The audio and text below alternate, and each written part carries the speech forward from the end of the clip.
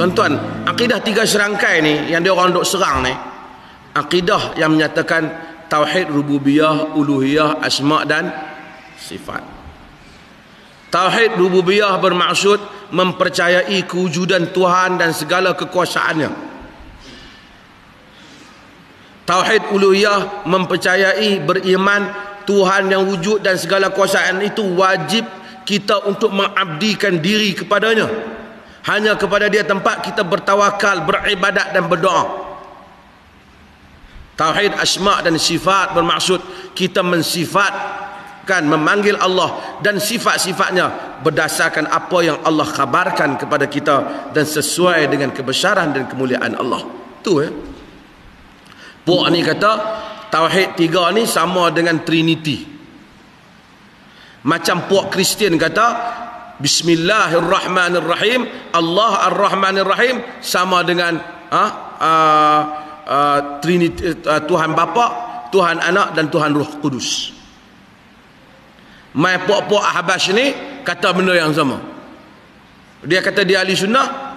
Tuan-tuan, tauhid rububiyah, uluhiyah, asma' dan sifat ni tuan-tuan dengar bila? Bila?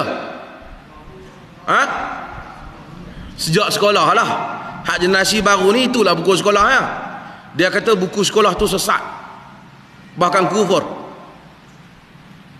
Itulah pengajian semua akidah dalam dunia Islam, sesat dan kufur. Tuan-tuan, kalau setakat dok kata tak apa tepat tu cerita lain, sesat dengan kufur. Tu kata puak Ahbash masuk dalam kepala habis. Termasuk Mahfuz Hak Jais pun kata sesat tauhid tiga ni juga. Dia kata pada zaman Nabi tak ada. Nak tanya dia sifat 20 ni mula bila? Ada kita dengar hadis Nabi bila orang masuk Islam, Nabi kata hendaklah kamu menghafal 20 sifat ni. Pernah dengar?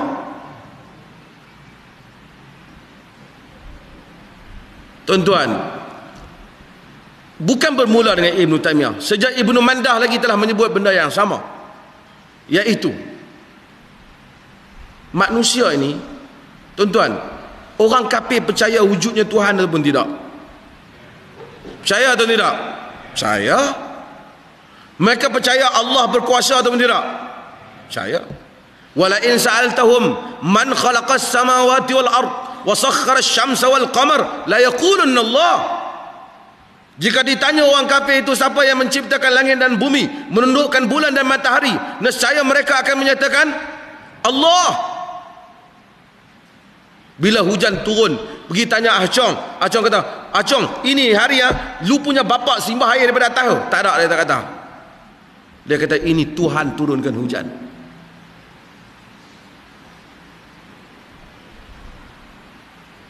Ulama-ulama ini menyebut bahawasanya pada umumnya manusia percaya tentang kewujudan Tuhan dan kekuasaannya. Pada umumnya. Termasuk sebahagian besar di kalangan orang kafir. Perkara ini dinamakan dengan rububiyah. Tauhid, yakni mereka mengesahkan Tuhan dalam hal ini. Dia kata ada yang tak esahkan, biasalah ada yang tak esahkan, tetapi ramai yang menyatakan memang Allah, semua kekuasaan ini balik kepada Allah. Tetapi yang mereka salah ialah dalam urusan tauhid uluhiyah. Mereka tahu kata Allah, tetapi mereka meminta kepada selain daripada Allah. Mereka beribadat kepada selain daripada Allah. Mereka berdoa kepada selain daripada Allah. Mereka bergantung pada selain daripada Allah. Tauhid ini dinamakan dengan tauhid uluhiyah ataupun tauhidul ibadah.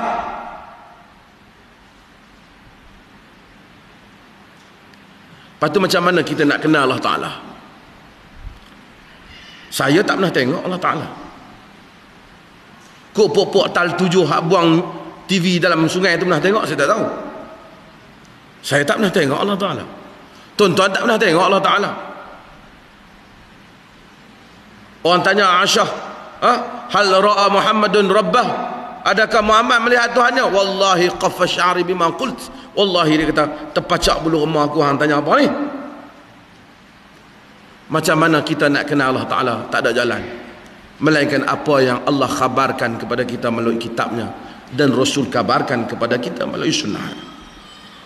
maka kita sifatkan nasifuhu subhanahu wa ta'ala kama wasafa nafsahu min ghairi ta'tili wala takyifi wala tamthili wala tashbih.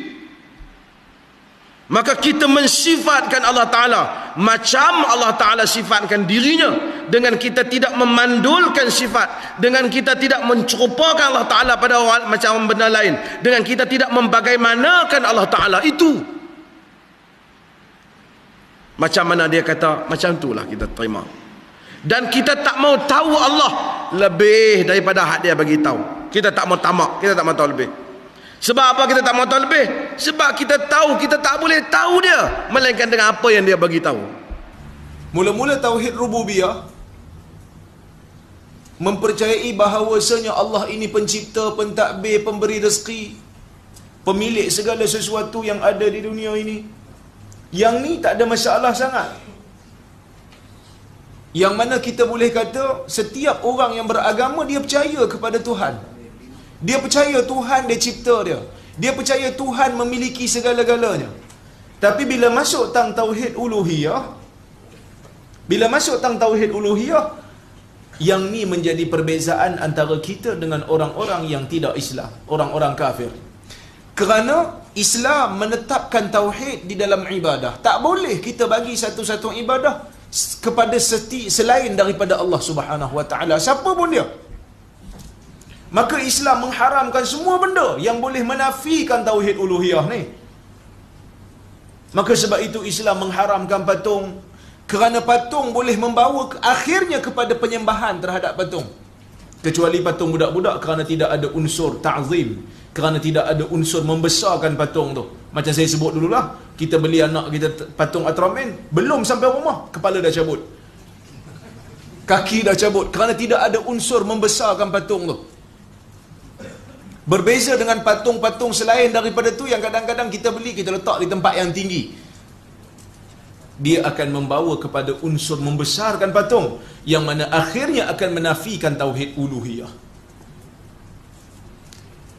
Islam juga mengharamkan kita ni bersumpah atas nama makhluk.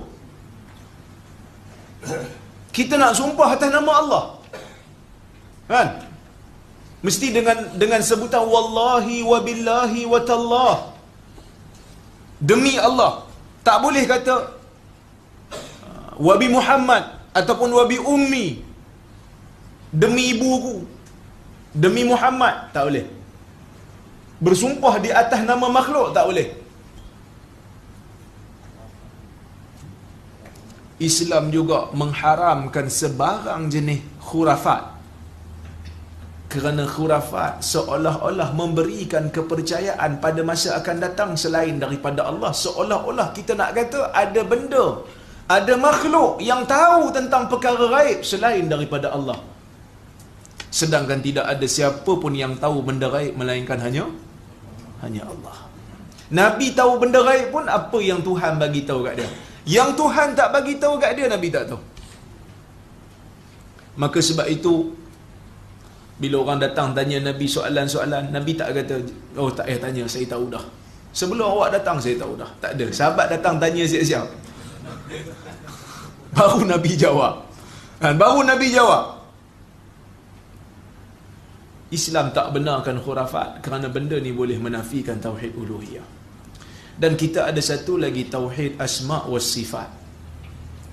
Kita ada satu lagi tauhid asma' was sifat, iaitu kita mempercayai bahawasanya Allah mempunyai nama-nama dan sifat-sifat yang boleh kita rangkumkan Allah bersifat dengan sifat yang sempurna. Allah ini bersifat dengan sifat yang sempurna dan Allah tak sama macam makhluk. Dan kalau kita baca dalam Al-Quran, kita baca dalam hadis, kita akan temui bahawasanya Allah sendiri menyatakan bahawasanya dia mempunyai nama-nama dan sifat-sifat. Walillahil asmaul husna fad'uhu biha. Bagi Allah itu ada nama-nama yang baik, hendaklah kamu menyeru Allah dengannya, berdoa kepada Allah dengannya. Maka sebab itu bila kita nak doa, kita sebut nama-nama Allah. Ya Rahim irhamni, Ya Ghaffar ighfirli, kan? Wahai Tuhan yang Maha Penyayang, sayang kat saya.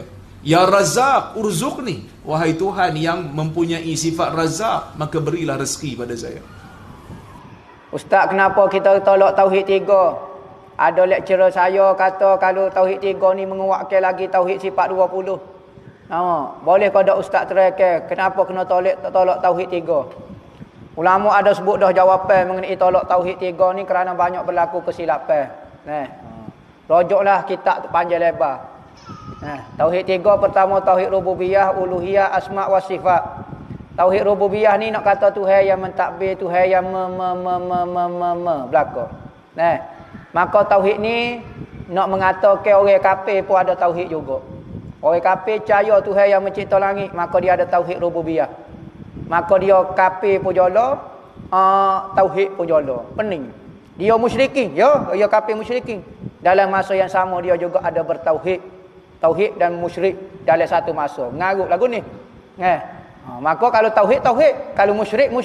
Ada dia musyrik tapi dia tauhid juga, tauhid rububiyah. Salah. Tauhid uluhiyah pula, tauhid Tuhan yang dipuja, Tuhan yang disembah. Tauhid lagu ni nak menolak ke orang bertawasul. Maka orang bertawasul jadi kafir kerana dia tidak puja Tuhan, dia tidak sembah Tuhan, dia tidak minta dengan Tuhan.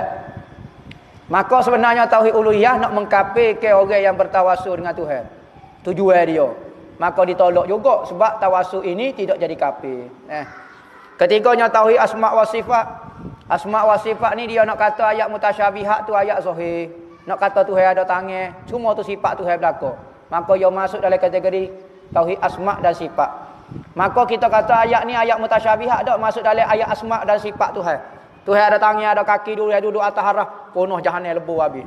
Dan tauhid 3 ni bukan tauhid salah sama sekali. Siapa dia kata tauhid 3 ni tauhid salah, menipu, kohong. Gapo dia kita nak penting sangat tauhid 3 ni. Saya sangat nak tinggal, takut sangat nak lawan. Dia bukan tauhid salah pun. Lainlah kalau dia tauhid salah bukan lagu ni. Ni tauhid 3 ni orang panggil.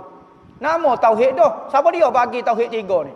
Katanya Syekh Ramadan Al-Buti kata antara bid'ah yang paling besar dibuat oleh Ibnu Taimiyah, bid'ah dalalah adalah membahagikan tauhid kepada 3. Ada sahabat bagi 3 rububiyah, uluhiyah, asma wa sifat lagu ni. Kitab mana mari aja? Tidak ada. Tiba-tiba kita kata hak ni pengajian salah. Ni pun kohong.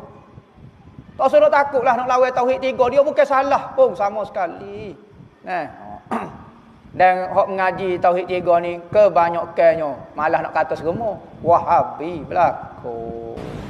Tauhid rububiyah iaitu kita mengesahkan Allah, kita mengaku bahawa Allah sahaja yang mengaturkan alam.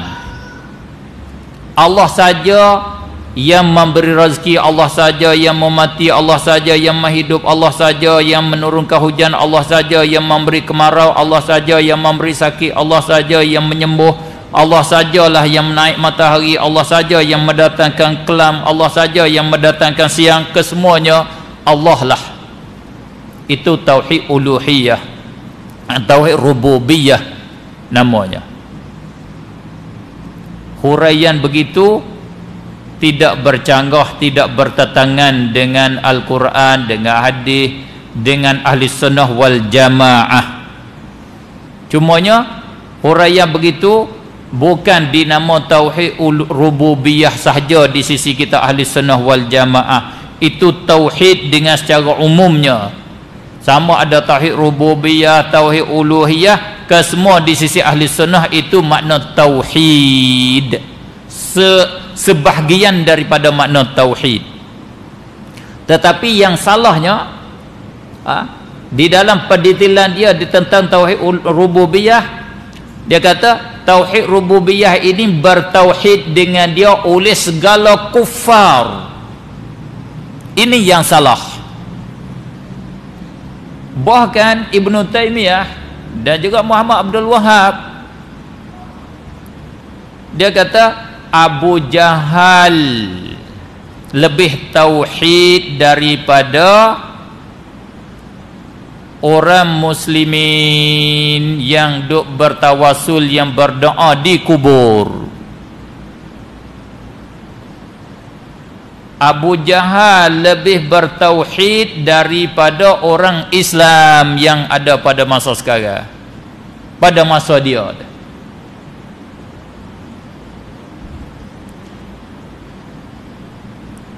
Satu, maka dia kata Fir'aun bertauhid dengan tauhid rububiyah, Namrud bertauhid dengan tauhid rububiyah, orang musyrikin Arab bertauhid dengan tauhid rububiyah, orang Mesir bertauhid dengan tauhid rububiyah. Kesemua orang kafir dia tidak kufur dengan Allah pada tauhid rububiyah. Itu salah tak betul dengan hak kenyataan yang Allah cerita di dalam Al-Quran, dan salah dengan kenyataan yang sebenar. Kerana apa boleh kata salah? Sebab apa boleh kata salah? Sebab bertentangan dengan Al-Quran. Mudah-mudah di dalam Al-Quran Allah cerita Nabi Ibrahim dia berdebat dengan siapa? Nabi Ibrahim dia berdebat dengan siapa? Dengan Fir'aun. Bertukar dengan Nabi Musa pula. Nabi Ibrahim dia berdebat dengan Namrud. Numurruz dia boleh baca dua, Namrud boleh, Numurruz pun boleh. Dengan Namrud berdebat tajuk apa?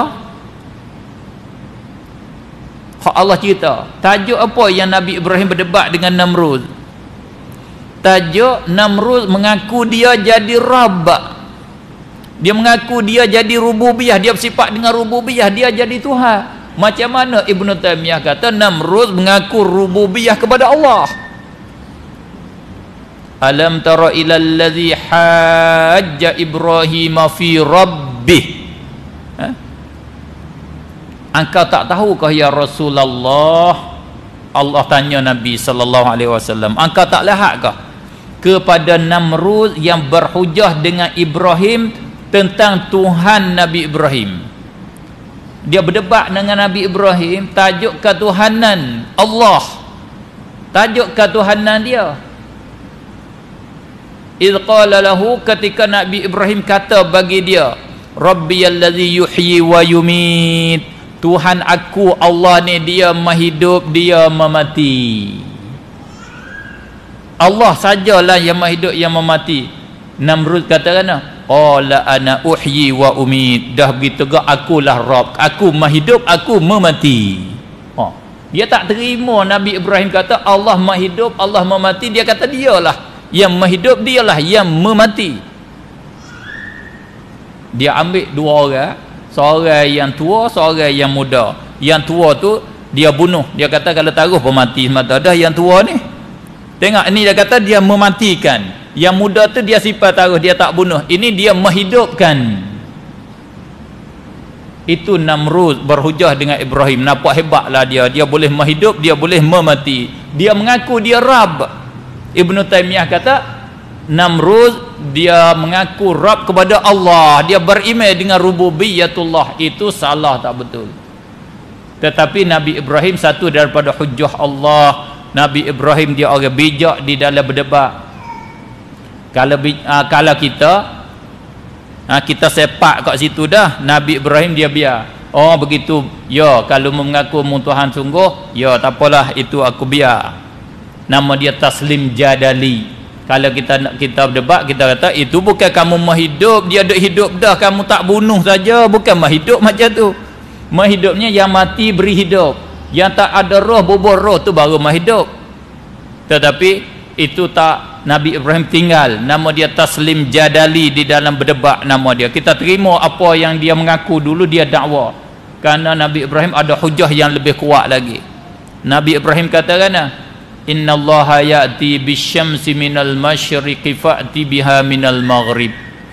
Kalau kamu Rabb sungguh, kalau kamu Tuhan sungguh, Allah lah yang sebenar Rabb. Tetapi aku nak bagi tahu pada kamu, Allah dia bawa naik matahari sebelah timur.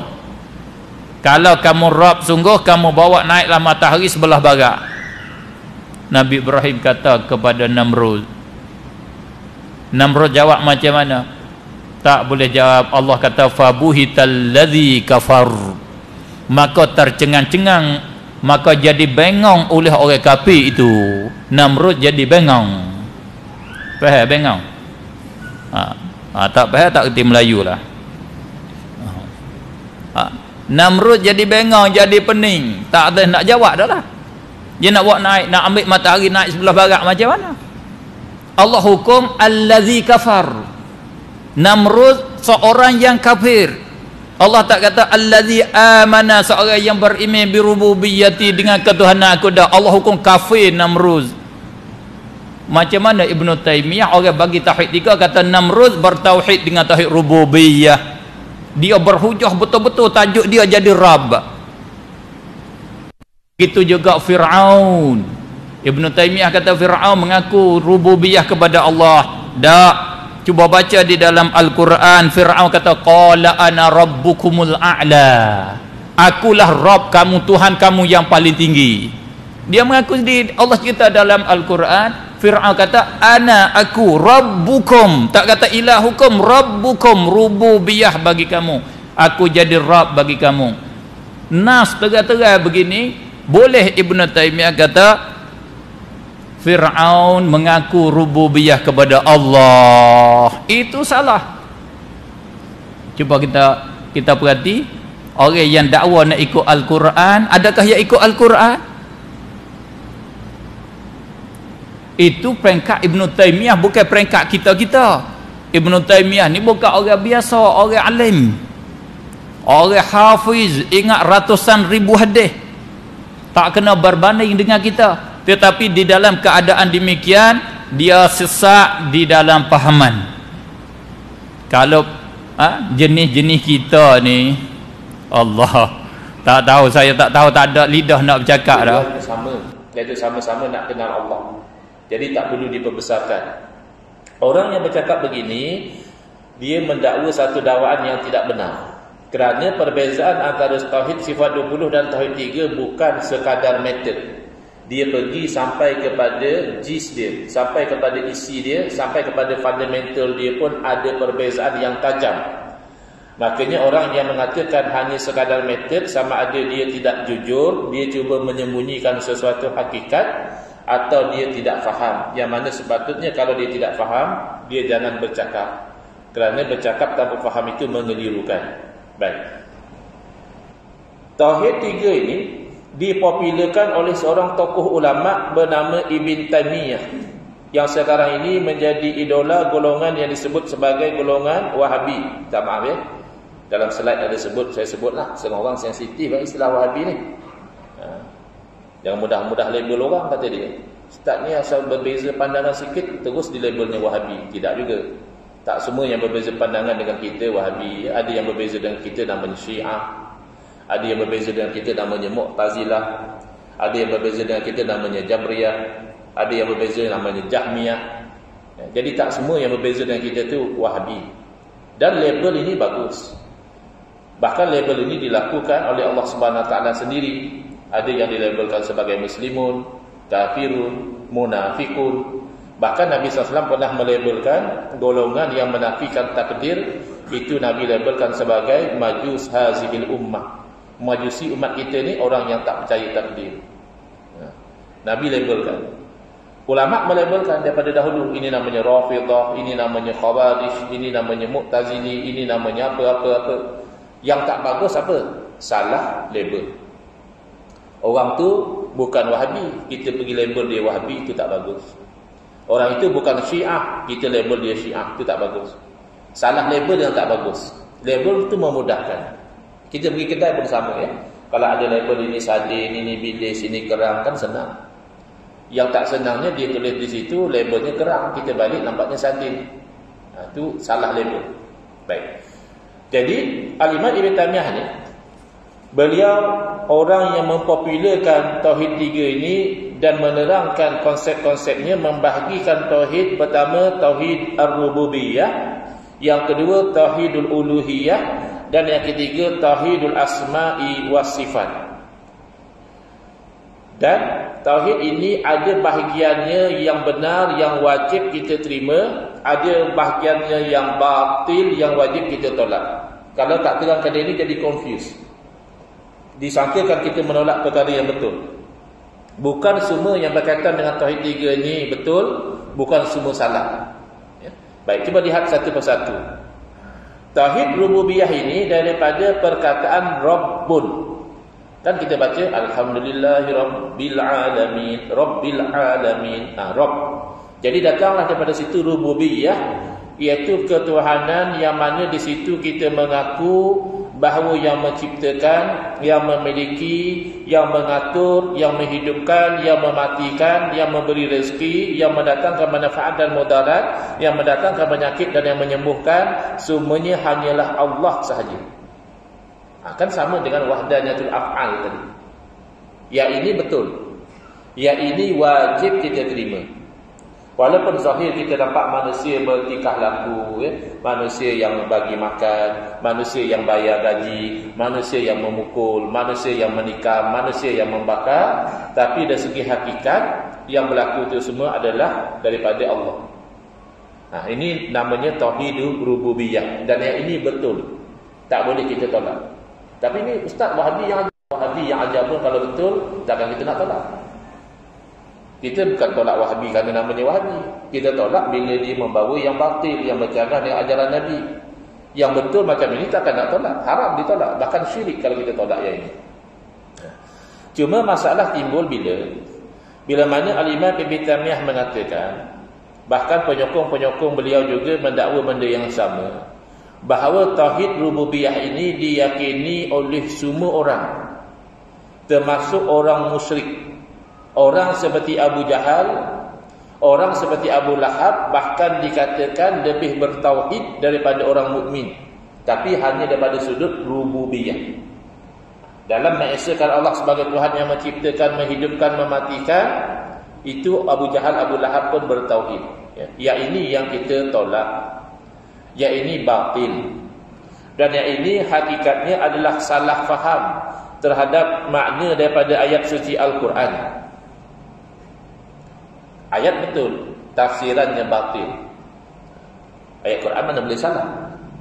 Iaitu firman Allah Ta'ala, wala in sa'altahum man khalaqas samawati wal arda wa sakhkhara asy-syamsa wal qamara la yaqulunna Allah. Kalau kita terjemah ayat ini, dan demi sekiranya kamu tanya kepada mereka, iaitu kepada orang musyrik, man khalaqas samawati wal arda, siapakah yang ciptakan langit dan bumi? Wa sakhkhara asy-syamsa wal qamara, yang memusingkan matahari dan bulan siapa? La yaqulunna Allah. Nescaya orang-orang musyrik akan menjawab Allah. Maka Al-Imam Ibn Taymiyah memahami demikianlah orang yang mengikut kepada beliau memahami, itulah dalil bahawa orang musyrik bertauhid. Kerana kalau kita tanya kepada dia, siapa yang ciptakan langit dan bumi, dia jawab Allah juga. Siapa yang pusingkan matahari dan bulan, dia jawab Allah juga. Jadi dia bertauhid. Ini keliru. Kenapa? Kerana di sisi kita, ayat itu tidak menjadi dalil tauhid. Kerana tauhid ini mengesakan. Kalau sekadar mengaku Allah menciptakan, itu belum mengesakan. Dari segi rububiyah. Kerana apa? Kerana mereka ini kalau dihujah, mereka akan kalah hujah. Orang musyrik ini, kalau kita kata kepada dia, kamu sembah berhala, kenapa? Berhala Tuhan, kata dia. Berhala Tuhan tu adakah berhala yang menjadikan langit dan bumi? Berhala Tuhan adakah berhala yang memusingkan matahari dan bulan? Nescaya mereka tak akan jawab dia. Kerana mereka pun tahu, mereka lahir langit dan bumi dah ada. Sebab mereka lahir, mereka buat berhala.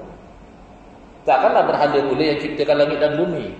Maknanya orang musyrik, di dalam mereka itu melakukan kesyirikan,